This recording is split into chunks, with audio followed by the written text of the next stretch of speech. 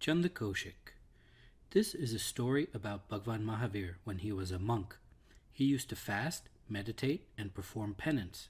He traveled barefoot from place to place and village to village. Bhagwan Mahavir once decided to go to the village of Vachla. On his way, he would have to go through a forest where a poisonous snake named Chandkaushik lived. It was said that Chandkaushik could kill a person or animal just by casting an evil and angry glance at them. All the people of the villages near that forest lived in absolute fear.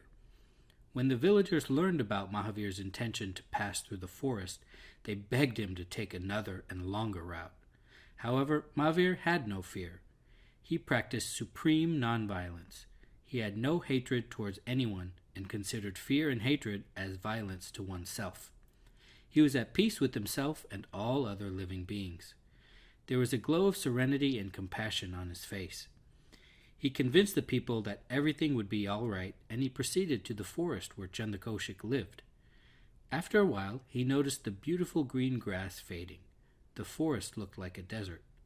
Trees and plants were dead, so he thought that this must be near the area where Chandkaushik lived.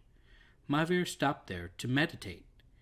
Peace, tranquility, and compassion for the well-being of each and every living being flowed from Mahavir's heart.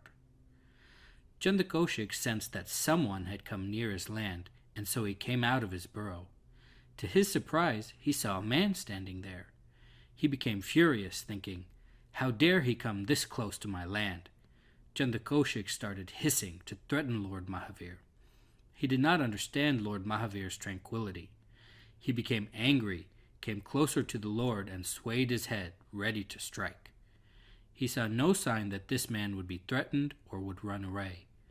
This made Chandkaushik even angrier, and he blew his poisonous venom towards Lord Mahavir 3 times.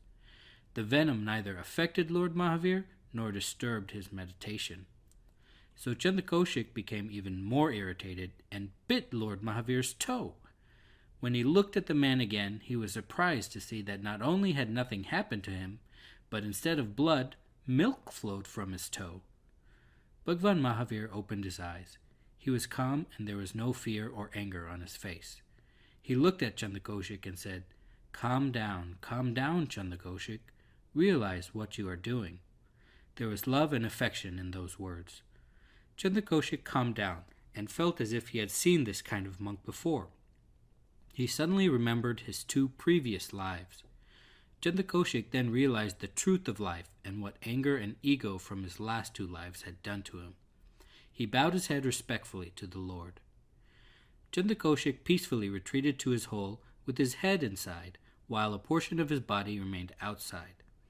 After a while, when the people came to know that Chandkaushik was no longer harmful to anyone, they came to see him out of curiosity. They saw him lying quietly.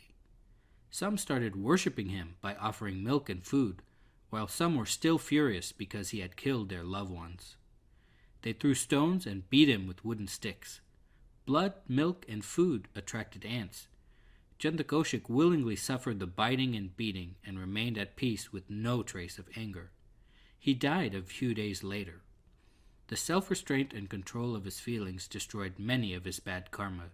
Therefore, at the end of his life, he was born in heaven.